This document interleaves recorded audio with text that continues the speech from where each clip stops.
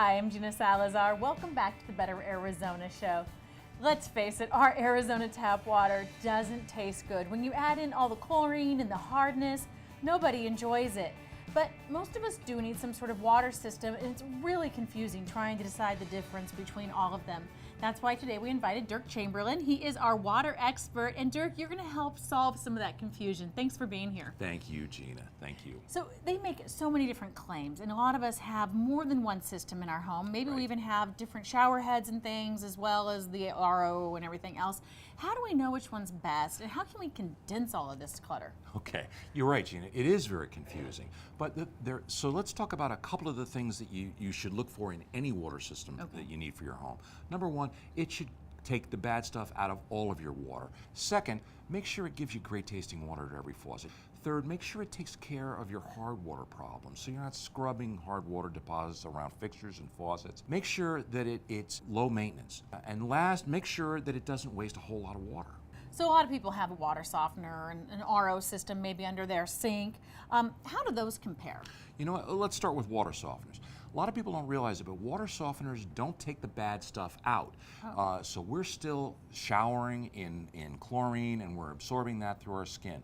Second, water softeners don't do anything to the way water tastes. The only thing that water softeners really do is they help with hardness, but they have to add so much salt to do it, Gina, that believe it or not, water softeners have partial bans in 34 states. Oh my gosh. And they're notorious water wasters. They'll waste between 200 and 300 gallons every time they backwash.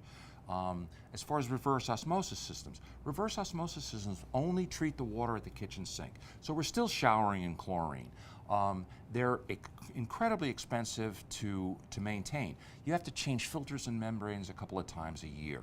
They don't do anything to the chlorine in the shower, again, and they too are water wasters. They waste up to 4 gallons of water for every gallon you can use. So they'll waste 10,000 gallons of water in a year. That's an average sized swimming pool. Ooh, and if you have both, that's a big problem. It's a huge problem. All right, so what is the modern way of doing this, Derk? That's exactly right. The modern way is, if you hate the taste of your water, you're worried about what's in the chlorine and contaminants in the shower, it's time to think about a whole house water system that treats all the water that comes into your home.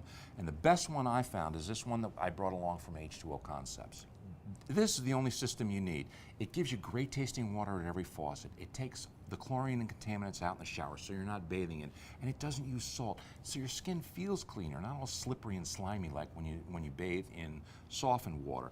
And this unit inside their patented electronics actually takes care of your hardness problems, so you're not scrubbing hard water deposits around fixtures and faucets.